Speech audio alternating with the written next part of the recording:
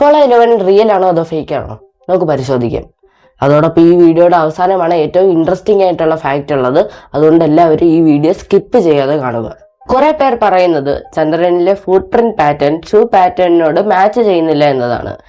എന്നാൽ യാഥാർത്ഥ്യം ആസ്ട്രോനട്സ് ധരിച്ചിരുന്ന ബൂട്ട്സിന് മുകളിൽ സ്പെഷ്യൽ ലൂണാർ ഓവർഷൂസ് ഉണ്ടായിരുന്നു. അതുകൊണ്ടാണ് ചന്ദ്രനിലെ ആ ഫുട് പ്രിന്റ് പാറ്റേൺ വ്യത്യസ്തമായി കാണപ്പെടുന്നത്. മറ്റൊരു സംശയം എർത്തിന്റെ ഫോട്ടോയിലാണ്.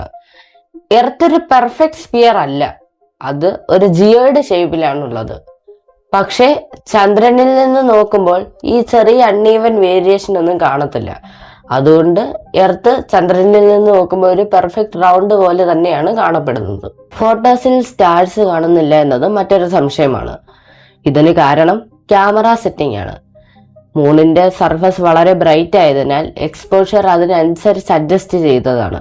അതുകൊണ്ട് മങ്ങിയ സ്റ്റാർസ് കാണാൻ സാധിക്കുന്നതല്ല. ഫ്ലാഗ് കാറ്റിൽ കുലുങ്ങുന്നു എന്നതാണ് മറ്റൊരു വാദം. പക്ഷേ ചന്ദ്രനിൽ വായുമണ്ഡലമില്ല, അതുകൊണ്ട് തന്നെ അവിടെ കാറ്റും ഉണ്ടാകത്തില്ല. അപ്പോളോ മിഷനിൽ ഉപയോഗിച്ച ഫ്ലാഗിന് മുകളിലായി ഒരു ഹൊറിസോണ്ടൽ റോഡ് ഉണ്ടായിരുന്നു. അതുകൊണ്ട് തന്നെ അത് സ്പ്രെഡ് ആയിട്ട് നിലനിൽക്കും. ആസ്ട്രോനട്സ് ഫ്ലാഗ് സ്ഥാപിക്കുമ്പോൾ പോൾ തിരികുകയും മണ്ണിൽ കുത്തുകയും ചെയ്തതിനാൽ ഈ ഫ്ലാഗ് വൈബ്രേറ്റ് ചെയ്യാൻ തുടങ്ങും.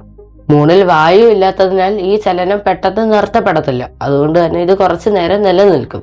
ഫ്ലാഗ് പൂർണ്ണമായി സ്ട്രെച്ച് ചെയ്തിട്ടില്ലാത്തതിനാലുള്ള ചുരുക്കുകൾ അഥവാ റിങ്കിൾസ് കാരണം ഇത് കാറ്റിൽ പറക്കുന്നത് പോലെ നമുക്ക് തോന്നും. ഇതെല്ലാം കൂടാതെ ഏറ്റവും പ്രധാനപ്പെട്ട കാര്യം, ഈ മിഷൻ നാസ മാത്രമല്ല ട്രാക്ക് ചെയ്തിരുന്നത്, സോവിയറ്റ് യൂണിയനും കോൾഡ് വാർ സമയത്ത് ട്രാക്ക് ചെയ്യുന്നുണ്ടായിരുന്നു.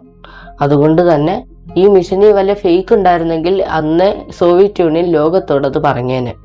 ഇനി നമ്മൾ എന്തൊക്കെ തെളിവുകൾ കൊണ്ടുവന്ന് ഇത് തെറ്റാണെന്ന് സ്ഥാപിക്കാൻ നോക്കുകയാണെങ്കിലും അത് നടക്കത്തില്ല. കാരണം ഇത് ശരിക്കും നടന്ന ഒരു ദൗത്യം തന്നെയാണ്.